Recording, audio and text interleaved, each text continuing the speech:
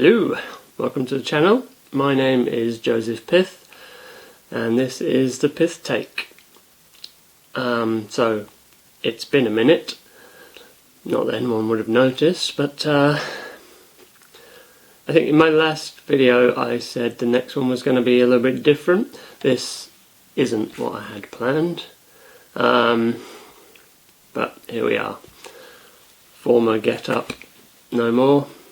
All my previous videos have been, I wouldn't say scripted, but very, I definitely wrote them out, and I didn't read them word for word, but they were, I definitely planned what I was going to say almost word for word.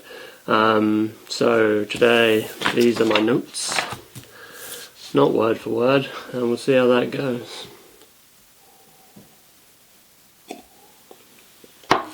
If you're wondering why I ditched the get up, partly because it was a bit annoying, mostly because I very quickly realised that it's quite a big hindrance if you're trying to kind of connect with people and they literally can't see your face. Well, it's not great, is it? So what's been going on? It's been a summer of protests. Looks at notes. Yeah, summer of protests. From my point of view, as a average Joe, what's to argue against, really?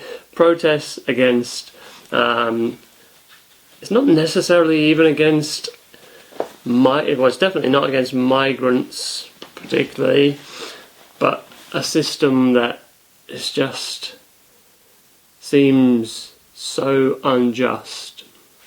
I think that's what it is. Now everyone, well maybe not everyone, but most people can't stand injustice, and that's what it is, isn't it? And so you've had protests outside migrant hotels across the entire country.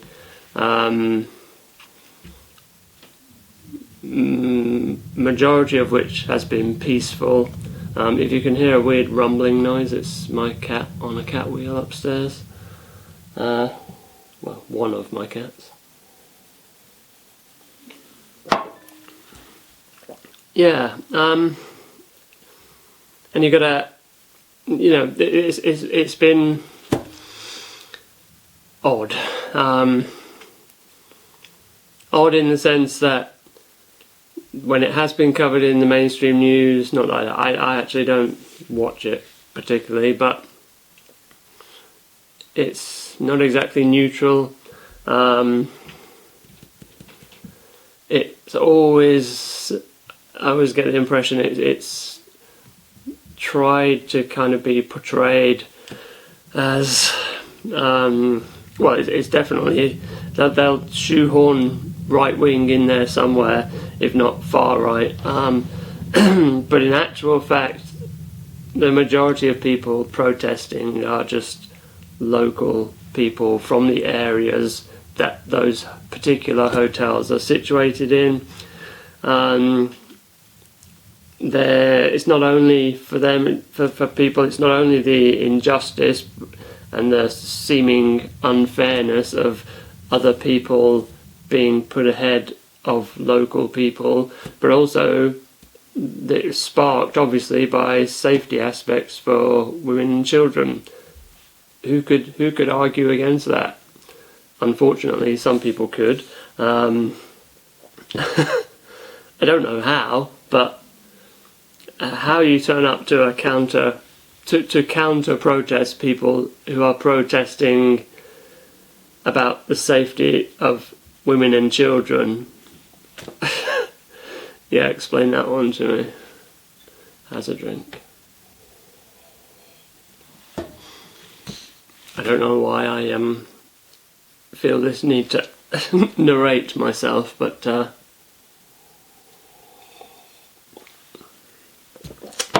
let's carry on.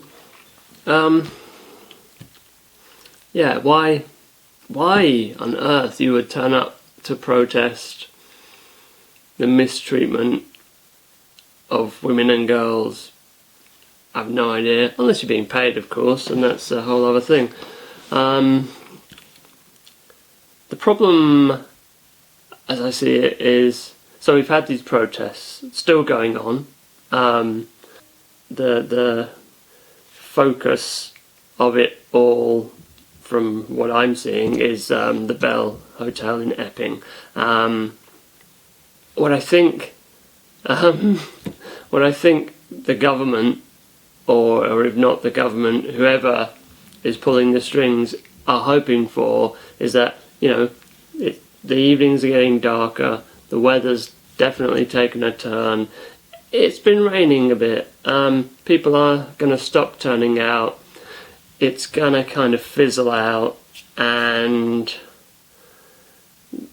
that'll be it. I think that's essentially what they're hoping for. So that, there's been, how many times have I said probably a few.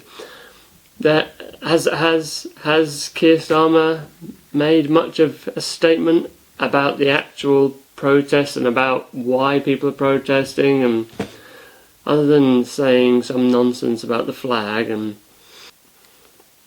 so the thing is that there's a potential for this to fizzle out a little, isn't there? And even at its peak towards the end of the summer, there probably still wasn't enough people out there for it to kind of make waves as far as the government are concerned.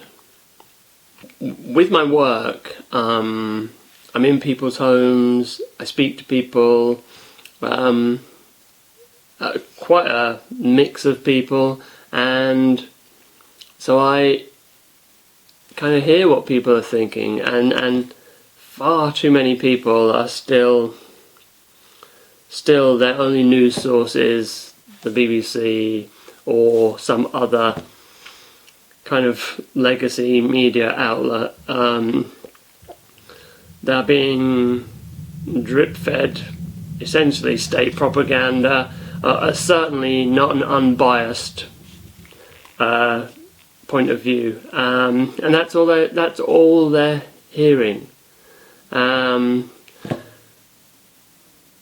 I think that's a lot of people. It's so many people in the country, and so I just wonder what it's going to take to wake up enough people to what's actually going on for it to have any kind of momentum. Because, like I said, that's what the government are hoping for, that it will just peter out, and if it raises its head again, we'll deal with it when that happens. What is it going to take? I don't know. I've heard a couple of other people comment, that's going to take something from the other side. I don't like saying. It's not that I don't like it, but I don't think it's particularly helpful saying the other side. Is you're playing into the narrative of division. Some part of the issue is that as a society, as a culture, we are tolerant and we are caring, and those things shouldn't be. It's awful, isn't it? Those things shouldn't be viewed as negative aspects of the character of the country, and they're not. However,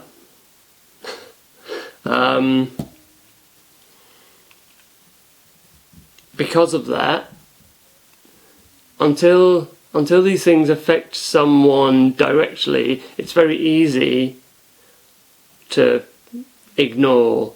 It's very easy.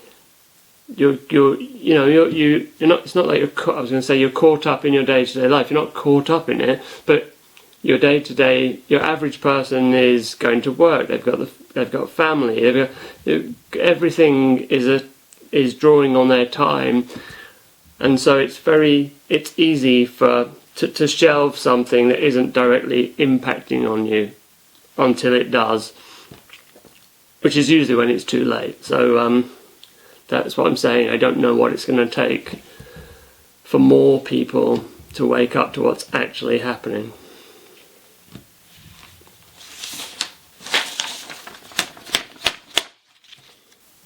As a slight aside, off the back of everything that's been going on, it's easy for me to say not enough people are getting behind this, but so there's been the what's been, I don't know who dubbed it this, but this raising the colours movement. I do this a lot, don't I? It baffles me how anyone could be upset about that. I know I understand. I understand people's arguments that they think is divisive, and the motives aren't simply to sort of express being patriotic and such. But again, like the protests, the majority of people doing that are doing it out of almost desperation in a way, because it's an expression of identity, isn't it? We have a national identity.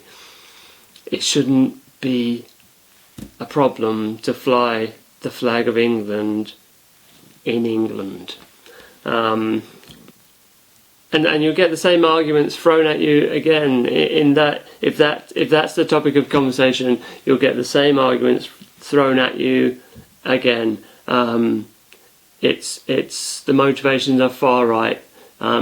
You're a Nazi. And it's old and it's tired and no one's listening. Just I say we, as I said, I don't like the idea of one side against another. It's not, I don't believe that's helpful, this left-right thing. I don't think it should be, because that in itself is divisive, isn't it? But it's okay to feel a certain way about what's going on in your country. It's okay to fly your national flag in your country. What are you drinking, you may ask?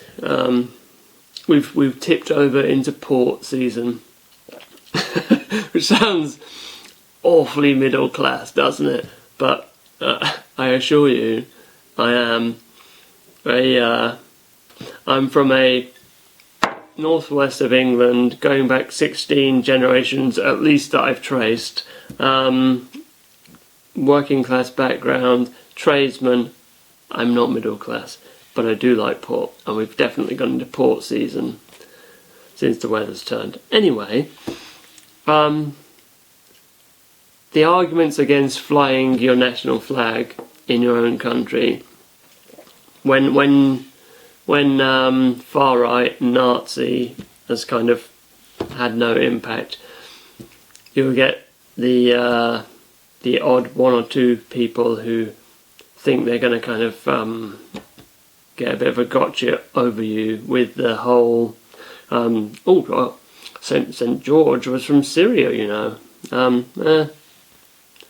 And your point is, the problem with that is what you're doing is you think the people that you're, or the image you've built up of people you're arguing against is that they're not just that they're anti-immigration, that is kind of the base of your argument, but you're effectively, well, not if you are saying you think they're racist, and that's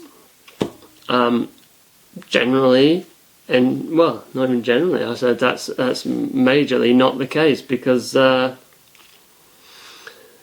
what if St. George was Syrian? That we adopted the St. George cross flag because it was a Christian symbol. St. George was a Christian martyr.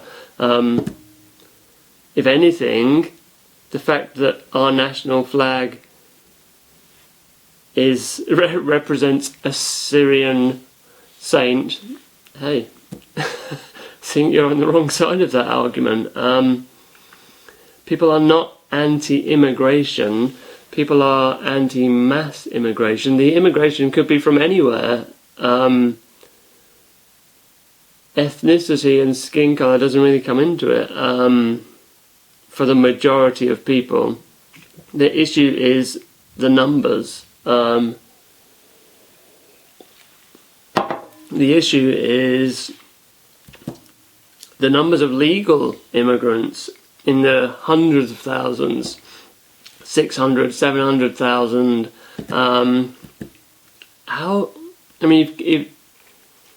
You've got to suspend your common sense to argue against the idea that bringing in hundreds of thousands of people into such a small country is going to have no impact on services, no societal impact.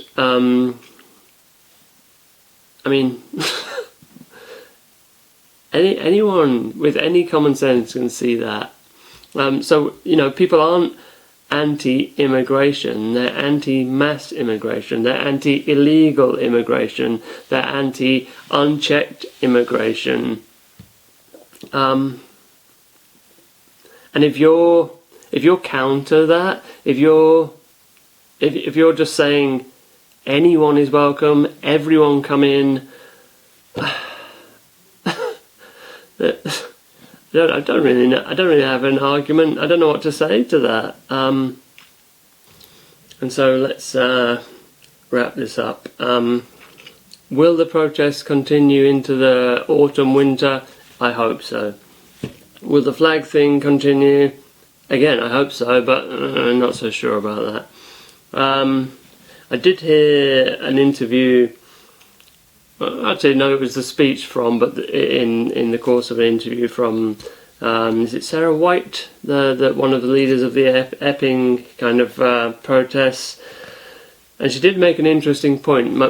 From what I was saying, like what needs to I guess what needs to happen, because protest doesn't seem to be having the sort of desired impact. And she was saying about people withholding taxes, withholding council tax, that kind of thing. That would obviously hurt the government.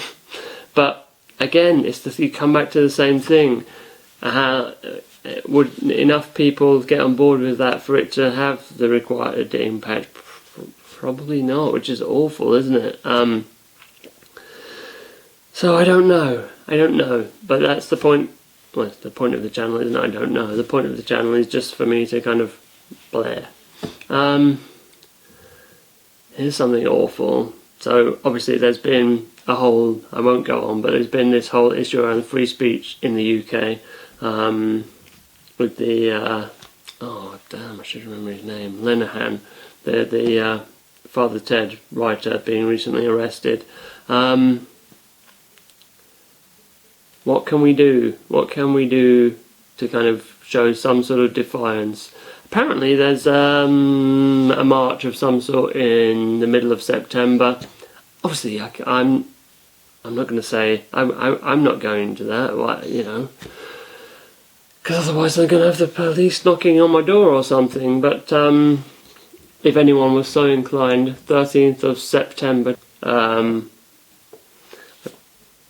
Central London, I believe the rally point is Waterloo Station. I'll try and stick a link in the description. It's something that people could do if they were so inclined. I think I'll leave it at that. Thanks for watching, and I'll see you in the next one, hopefully not in like 3 months' time.